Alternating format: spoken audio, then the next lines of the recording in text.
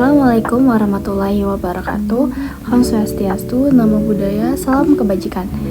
Tabi pun, perkenalkan nama saya Jen Angelina dari kelas 12-2. Di sini saya akan menjelaskan mengenai materi kelas 12 sosiologi, yaitu globalisasi. Sebelumnya, apakah kalian tahu apa yang dimaksud dengan globalisasi?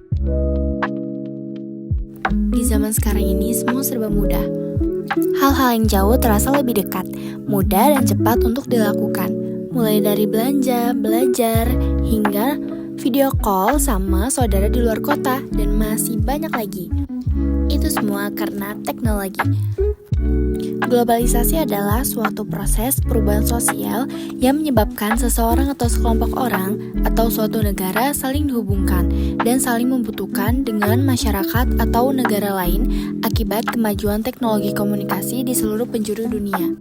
Selanjutnya, dampak globalisasi terdiri dari 3 dampak sebagai berikut.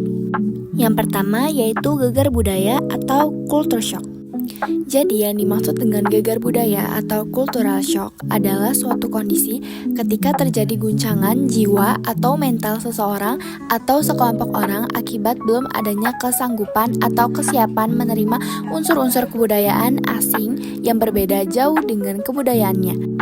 Contohnya, orang Indonesia yang terbiasa berjabat tangan saat bertemu teman merasa kaku ketika berada di Jepang, di mana salam dilakukan dengan membungkuk dan kontak fisik dianggap tidak sopan dalam banyak situasi. Yang kedua yaitu kesenjangan budaya atau cultural lag. Yang dimaksud dengan cultural lag adalah di mana masyarakat sedang mengalami perubahan, tidak selamanya unsur-unsur kemasyarakatan dan kebudayaan mengalami perubahan yang sama cepatnya. Contohnya, mobil listrik sudah ada dan ramah lingkungan, tapi tempat isi ulang baterainya masih jarang, jadi orang merasa ragu untuk membelinya. Yang ketiga yaitu memperkaya unsur-unsur kebudayaan. Yang dimaksud dengan memperkaya unsur-unsur kebudayaan adalah masuknya berbagai budaya luar seperti bahasa, musik, makanan, pakaian, dan teknologi yang kemudian dipadukan dengan budaya lokal sehingga kebudayaan kita jadi lebih beragam. Contohnya yaitu seniman Indonesia berkolaborasi dengan musisi luar, menggabungkan alat musik tradisional seperti angklung atau gamelan dengan musik jazz atau pop. Nah, itu tadi penjelasan mengenai dampak-dampak dari globalisasi. Selanjutnya, saya akan menjelaskan mengenai reaksi masyarakat terhadap globalisasi. Yang pertama yaitu pro-globalisasi.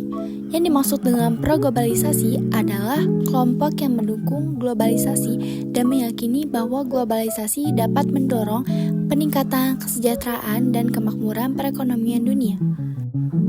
Contohnya yaitu orang tua yang senang anaknya bisa ikut program pertukaran pelajar di luar negeri. Yang kedua yaitu kelompok anti-globalisasi. Yang dimaksud dengan kelompok anti-globalisasi adalah meyakini bahwa globalisasi hanya akan mengubah pola pikir masyarakat yang berorientasi pada modal. Mereka menolak atau menentang karena dianggap lebih merugikan. Contohnya yaitu beberapa orang menolak sekolah-sekolah yang terlalu menekankan bahasa asing dan budaya luar karena kurang mengajarkan nilai-nilai dan kebudayaan Indonesia, karena takut siswa kehilangan jati diri bangsa. Selanjutnya, saya akan menjelaskan mengenai tantangan global terhadap jati diri bangsa Indonesia. Yang pertama yaitu melemahnya penghayatan terhadap Pancasila sebagai pandangan hidup bangsa.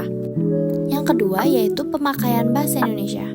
Yang ketiga yaitu berkurangnya legitasi agama atau pembenaran dari agama agar suatu perbuatan dianggap benar atau sah.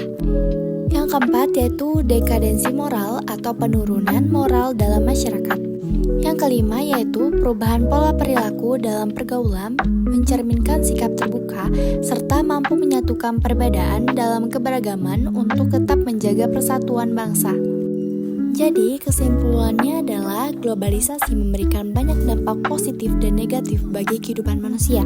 Sebagai manusia yang disiplin, kita harus memikirkan dampak globalisasi ke depannya untuk masa depan kita, dan kita juga harus bisa memilah dampak yang harus dibuang dan dampak yang harus diambil dari globalisasi itu.